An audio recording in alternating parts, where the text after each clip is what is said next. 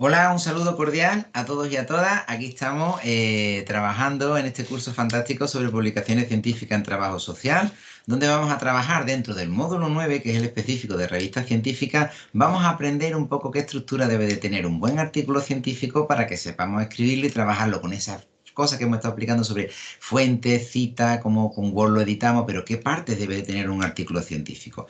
Esta información que vamos a dar aquí se va a basar en un documento elaborado por mí que se llama Documento Metodología TimeRead. Ahora veréis por qué le he puesto ese nombre, pero lo importante no es lo que yo diga, sino que cuando nosotros vayamos a publicar un artículo, tenéis que recordar que nunca, nunca, nunca, nunca escribimos para nosotros, sino que escribimos para los lectores, por ejemplo, de una revista. ¿Eso qué significa? Que si lo vamos a mandar a una revista específica, deberíamos de ver qué estilo tiene, qué tipo de publicaciones tiene, qué filosofía tiene esa revista y, muy importante, qué requisitos de publicación, normas de autores o guías da para que los autores escriban en su revista.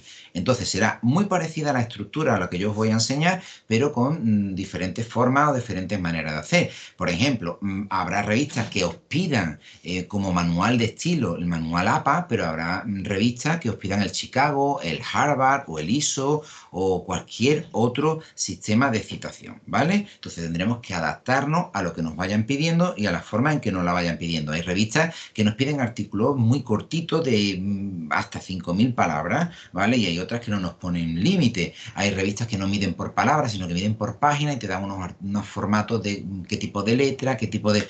Estos elementos son súper, súper importantes, además son excluyentes. Y si nosotros no atendemos a las normas de publicación de la revista y al estilo y a la manera en que lo quiere, los editores previos a los revisores nos van a echar para traer trabajo y nos van a decir que no cumple los requisitos, las características que se piden y que se necesitan para publicar, para empezar a valorar el trabajo en una determinada revista científica, ¿vale? ¿Qué elementos debería de tener nuestro artículo? ¿Qué estructura? ¿Cómo lo podríamos hacer? Bueno, para nosotros tener ese elemento claro, os voy a compartir os voy a compartir mi pantalla y lo vamos a poner para que se vea mejor.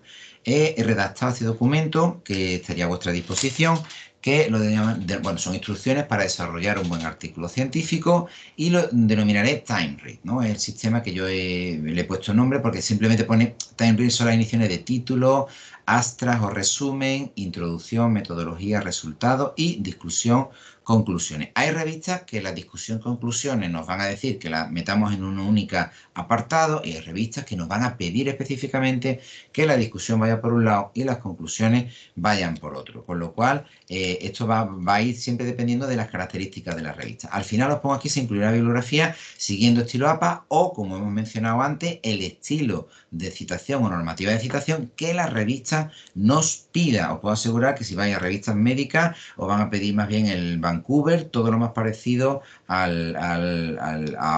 lo más parecido a APA lo vais a tener que descartar porque trabajan con otro sistema de citación. Incluso las citas dentro del texto van por un número que va en superíndice y ahora ese superíndice tú lo tienes que ver en otro lado. Es decir, cambia un poquillo, cambia un poquillo. Tú lo que quieres decir lo dices igual, pero como te apoyas en las diferentes fuentes o los diferentes autores, pues será diferente porque estarás utilizando un estilo distinto. En cualquier caso, ¿qué debe tener un buen artículo? Un buen artículo, bueno, evidentemente va a tener un título, elementos clave, el título del trabajo, el autor, va a tener que estar afiliación institucional, notas del autor, que proporciona información sobre la afiliación departamental del autor, las confirmaciones de asistencia de apoyo financiero, en el caso de que hayan tenido un artículo que haya tenido apoyo científico, y una dirección postal para la correspondencia.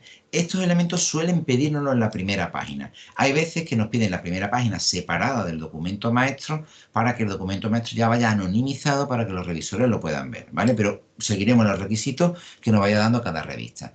El título, 15 palabras que describan bien el contenido del artículo de forma clara, exacta y concisa. Mucho más largo, pues nos estamos yendo demasiado de título, ¿vale? Evitar subtítulos, siglas, títulos telegráficos y en específico, sobre explicaciones. Debe ser atractivo, es decir, debe llamar la atención y cuando yo lea el título, rápidamente sé lo que me voy a encontrar en el artículo y la aportación del artículo, ¿vale? Tiene que ser representar perfectamente todo el trabajo que luego se va a desarrollar. Anotar hasta un máximo de 6 autores.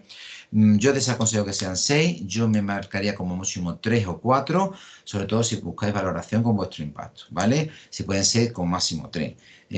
Siempre se suele poner según el orden de importancia, su contribución material y significativa en la investigación. Es decir, que aparezca un primer autor, un segundo, un tercer. Ese orden es importante para los que han hecho ese artículo, ¿vale? Excluir colaboradores ocasionales o aquellos que por su proposición jerárquica solo facilitaron la investigación. Una cosa es la persona o las personas que han escrito el artículo, son los autores del artículo, y otra cosa es los que hayan hecho la investigación, que tendrán sus datos, que a lo mejor un equipo de 20 o 30 personas que no han escrito ese trabajo, no han hecho esa síntesis, ni han hecho esa vinculación con el mundo científico, pero que han ayudado haciendo lo que sea, ¿no? En la investigación. Son autores diferentes, ¿vale? Una cosa son los que han hecho la investigación y otra cosa es lo que han hecho la publicación, ¿vale? Eso es importante.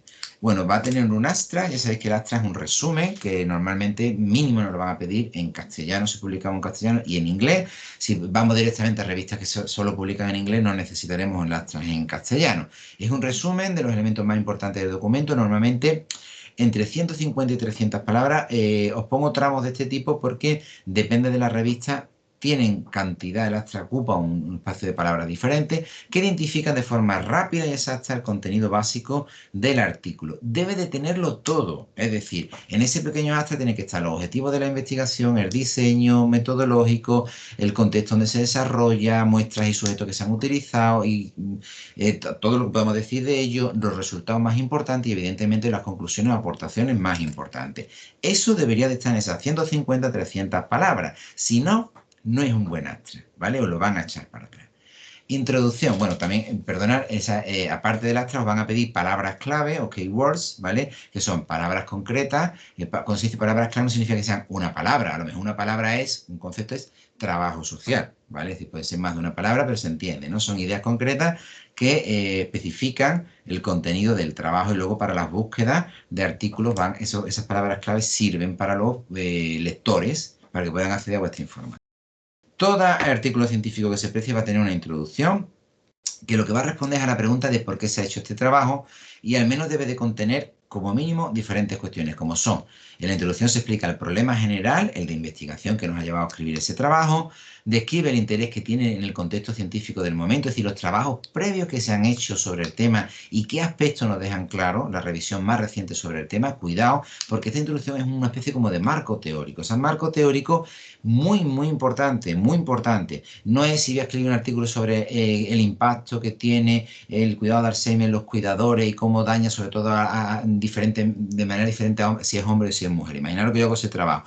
No voy a hacer una definición de qué es el Alzheimer, qué tipologías hay o cuáles son las fases de la enfermedad. No, haré estudios específicos, buscaré estudios específicos de lo mismo que yo estoy investigando, qué resultados han obtenido, cómo lo han obtenido, con qué instrumentos, etcétera, etcétera. Es decir, miré a lo último de lo último sobre lo específico mío que yo estoy estudiando o estoy investigando, ¿vale?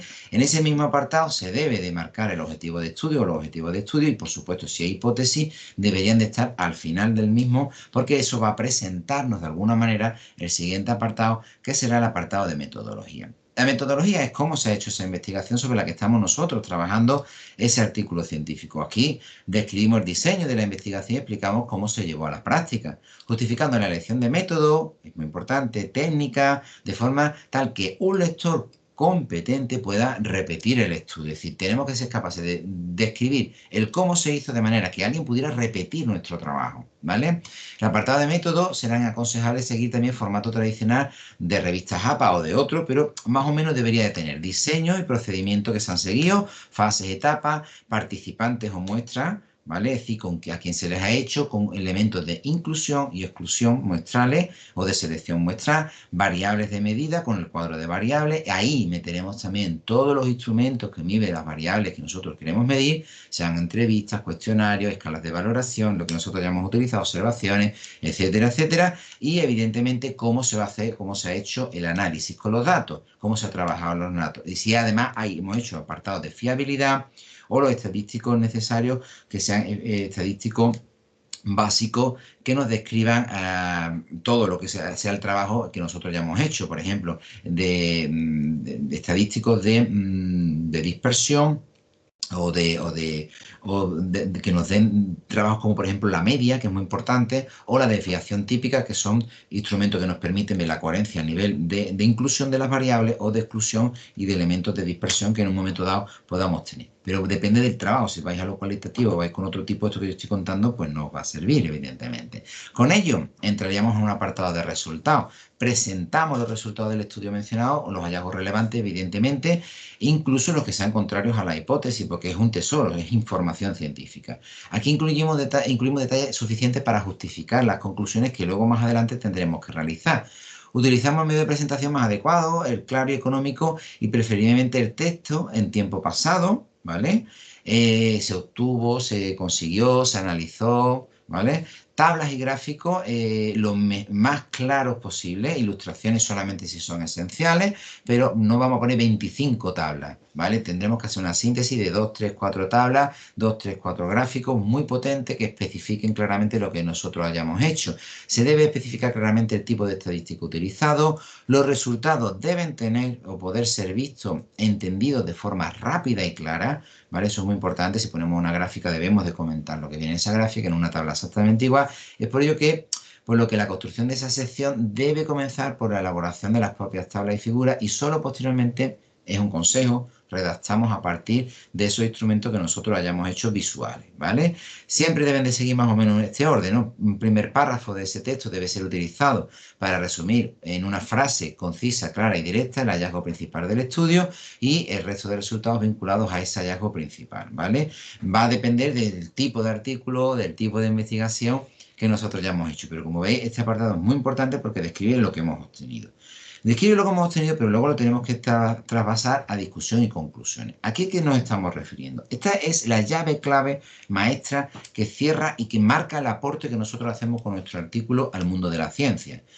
En la discusión, ¿qué hacemos en la discusión? Mostramos las relaciones que existen entre los hechos observados nuestros junto con lo que han obtenido otros investigadores. Explicamos el significado de los resultados, traemos inferencias válidas, similitudes y diferencias muy importantes con los resultados de otros autores que nosotros hemos descrito en el apartado de introducción, ese pequeño marco teórico que nosotros hemos hecho. Es decir, en nuestra discusión decimos, ellos obtuvieron esto, nosotros coincidimos, no coincidimos, hemos tenido diferentes datos, esto se llama discutir, discusión, discussion, ¿vale? Establecemos conclusiones infiriendo y deduciendo una verdad respondiendo a la pregunta de investigación planteada en la introducción, ¿vale?